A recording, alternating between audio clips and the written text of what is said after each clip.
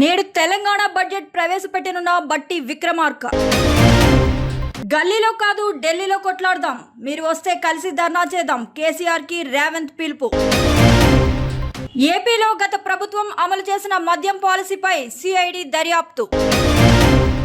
రాష్ట్రంలో శాంతి భద్రతల సమస్యలపై నేడు అసెంబ్లీలో శ్వేతపత్రం విడుదల చేయనున్నారు. కాంగ్రెస్ మినహా వైఎస్ఆర్సీపీకి ఇండియా కూటమి మద్దతు, ఇండియా కూటమి వైపే జగన్ అడుగులు. పాపం వైఎస్ జగన్ కు నిద్దట్లో కూడా రెడ్ బుక్కే కనపడుతున్నట్లుందని అనిత సెటైర్లు.